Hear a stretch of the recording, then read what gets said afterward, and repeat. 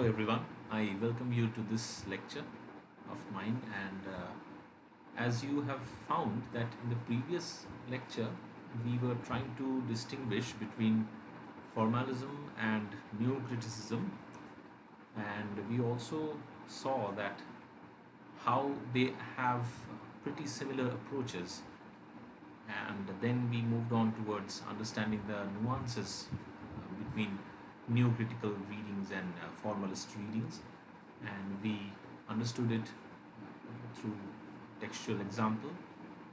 And for this video we are going to focus on what is known as structuralism. So structuralism was a movement that originated in France, and it got popularized by Levi Strauss.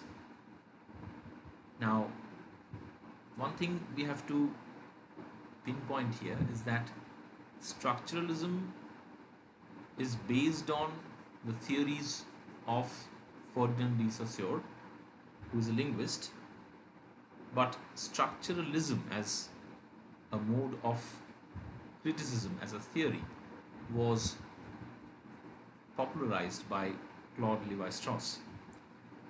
So it started to flourish in the USA from the 1960s onwards, and if you see the publication date of Saussure's course on general linguistics, which was again posthumously published by his students, and it was basically a compilation of the lectures that Ferdinand de Saussure gave to the students. So that publication date is around the first 2 decades of 20th century, 1950, 1960. So you can see how Saussure's linguistics or Saussure's theories about linguistics became popular, and gradually it led to structuralism in the 1950s and 60s. So basically structuralism was based on the concept of sign, the Saussurean sign, which is a composite element of signifier and signified. So Saussure argues that language is a system of interdependent terms in which the value of each term results solely from the simultaneous presence of the others. So this is how Saussure actually went against the diachronic approach and advocated a synchronic approach. So you can see the synchronicity, simultaneous presence of the others, that is the synchronicity. Previously, language was studied diachronically. It was the evolution of language that mattered. It was evolution of a word that mattered. And in fact, if you think of etymology of a particular word, it's all about evolution. But Saussure said that no, we have to consider a particular word and how the meaning of that word comes to us by looking at the network in which you can find the word.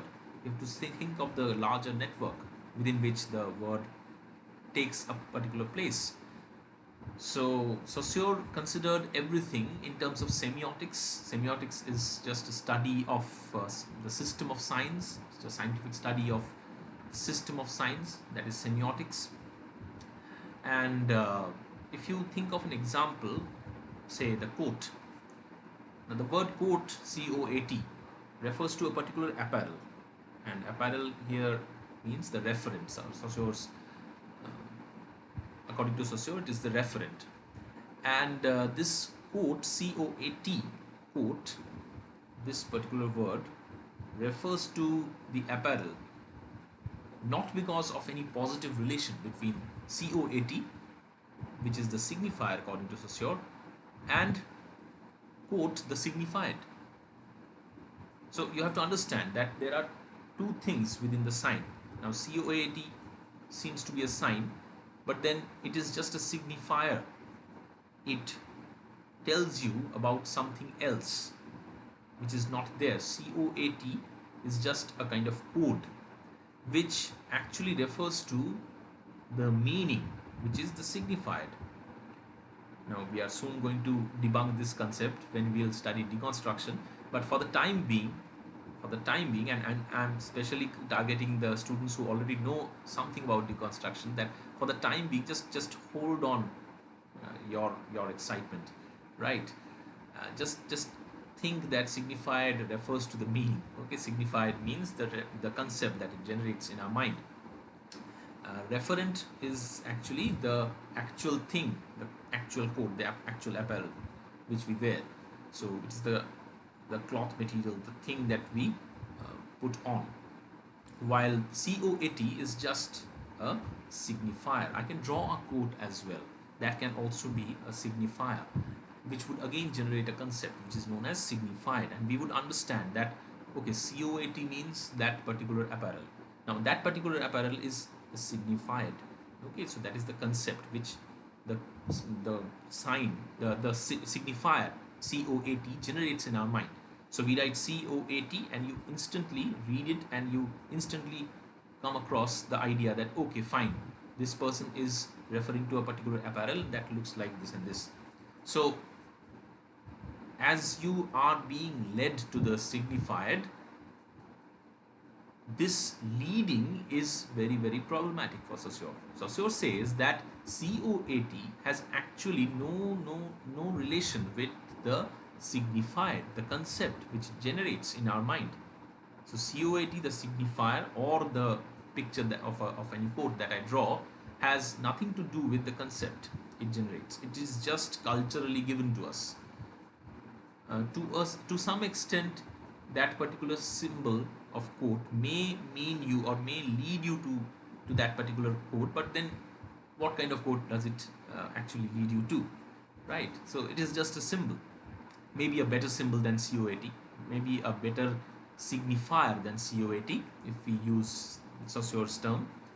And then what kind of meaning does it generate, right? It has no relation with the signified. So according to Saussure, there is no natural relation between the signifier COAT and the signified, the concept that it generates in our mind, that is the signified. So signifier and signified, they come together and form a sign, and this coming together is very, very arbitrary in nature, very, very cultural in nature. We have to learn this, right? Because naturally there is no connection, so that's why we have to learn it. So quote refers to a particular apparel because the similar signifiers that cluster around quote, the signifier such as boat, goat, wrote, hat, shirt, etc., etc.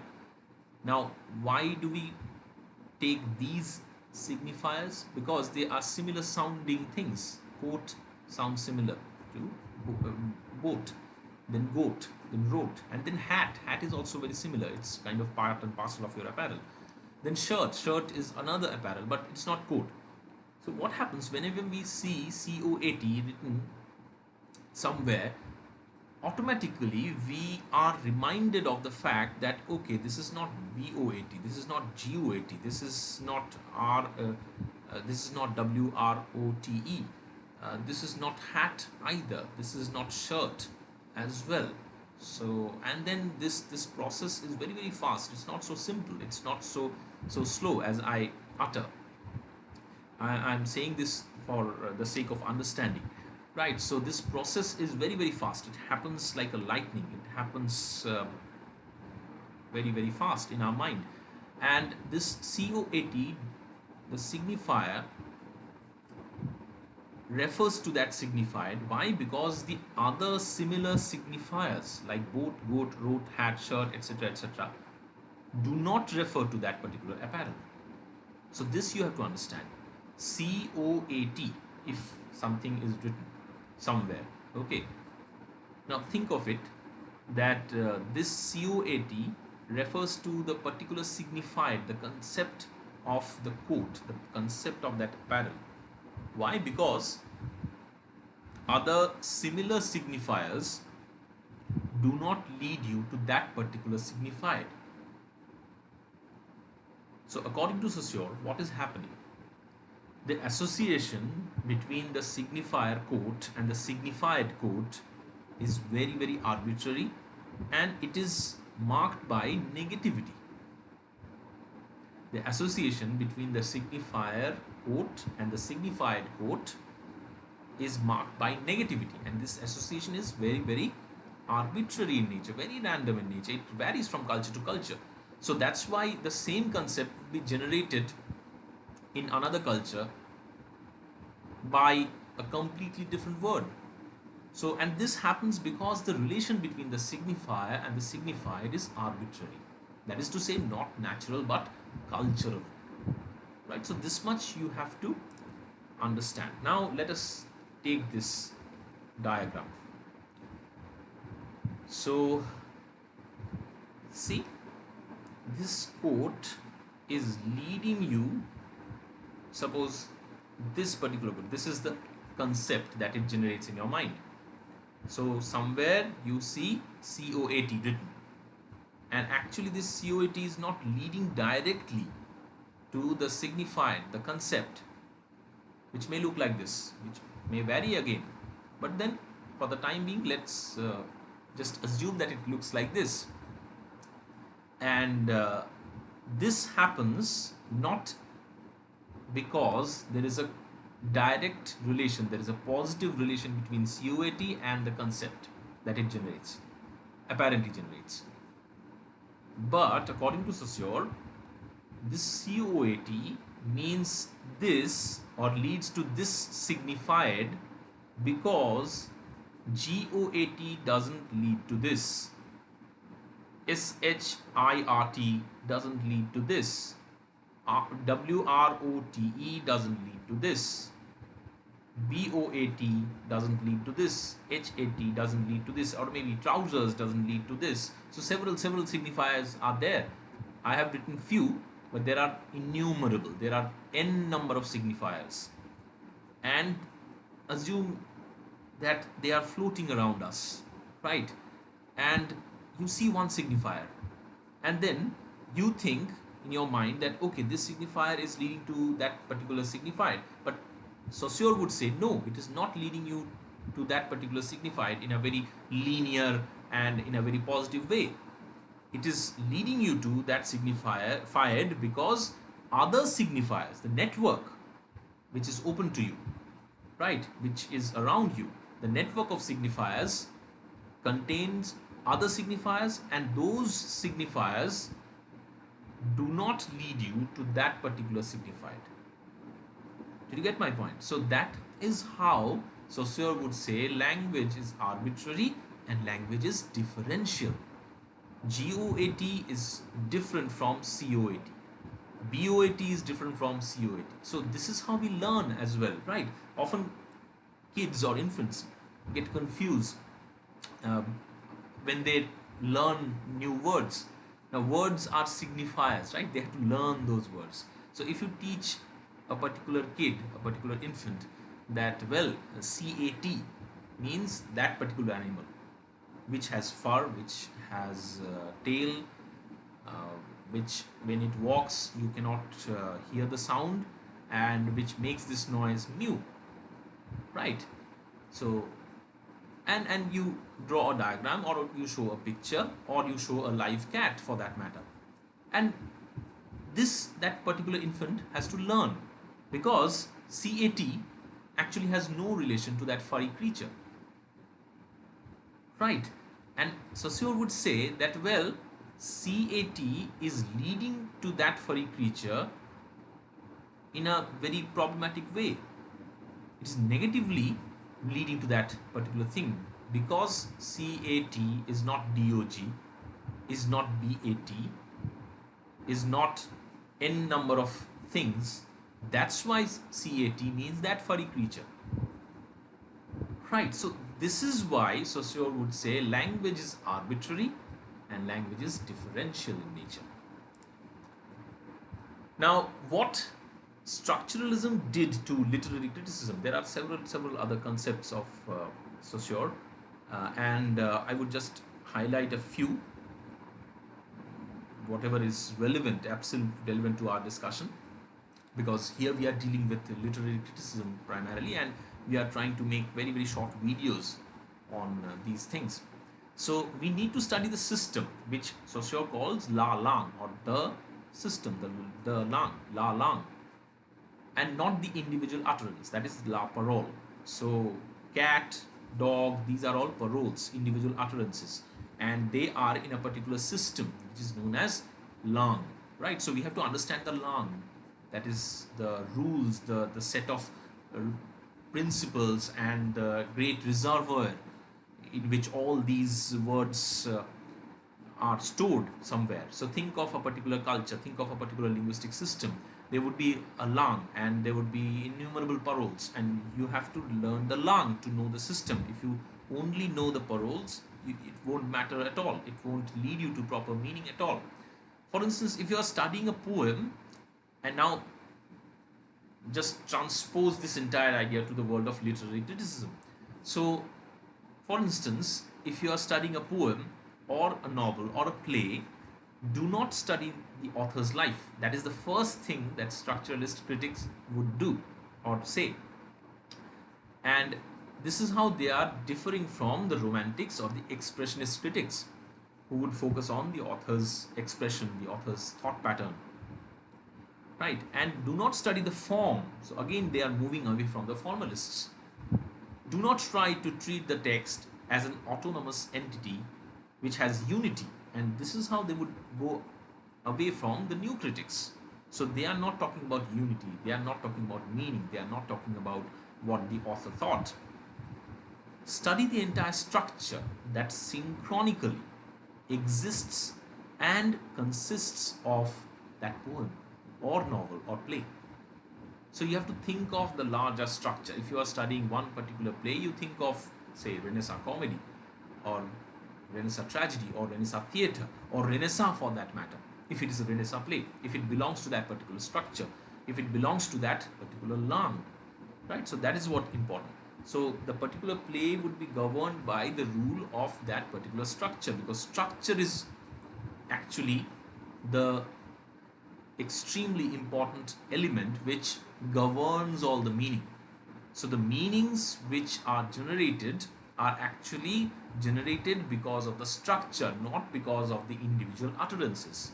In the same way, if you are studying a poem, a novel, or a play, you have to study the structure to which it belongs, not the individual text.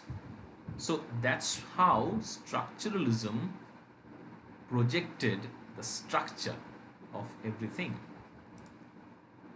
And hence, literary work becomes a text, which is a mode of writing constituted by a play of internal elements according to literary conventions and codes. So you have to study the literary conventions, you have to study the literary codes to know about the machinations, the structure, the things which go into the text. Right? So such texts have no truth value at all, no references to reality that exists outside the structure. So structure means here literary conventions and codes. For literature, it is literary conventions and codes. So it doesn't go beyond anything. It doesn't go beyond the structure, right? So you have to stick to the literary conventions. You have to stick to the codes, right? So that's why it's called structuralist criticism. And this structure have always existed. We are born into it as a part of it. So we are part of it. We are born into this network, right? And the subject or the self of the author, which was believed to be the origin of the literary work, and all the quote-unquote meanings, is considered to be a product of that structure. So this is how structuralist criticism, according to some thinkers, some critics, is dehumanizing. It tries to reduce everything to the elements, to the parts of a larger structure, be it author, be it text, be it whatever it is. And the mind of the author is considered as a space within which the impersonal, the always already existing system of literary language, conventions, codes, and rules gets precipitated into a particular text. So the mind of the author gets converted to, or considered to be, a space within the within that space the already existing system of literary language, that is to say the conventions, codes, rules, all these things get precipitated into one particular text, and reading in this way becomes an impersonal activity, and reading or interpreting becomes the impersonal process in which the sequence of words, phrases, and sentences that constitute a text is brought into focus only to know how meaning is generated within the structure. So, what meaning is generated doesn't matter for structuralists. How the meaning is generated, that is what they want to know. Because they are going to tell you that, see, this text, okay, fine, you want to read this text belongs to this structure, and if you are studying this structure you would know that how the meaning gets generated, right? And you need not stick to this particular text only, you have to see the larger paradigm, which is long, right? So this is how they try to reduce everything to the structure. And structuralists advocated a new poetics which will establish a general grammar of literature, that is the underlying rules governing literary practice. So you have to, if you are studying a particular text, you have to know the rules which govern the text, and this is what structuralists call narratology, and they aim to define the general principles of literary structure, and their aim is not to provide interpretations of individual texts. So narratology is all about defining the general principles which govern the narratives, not what the narratives tell you, right? This is not very important for structuralist criticism.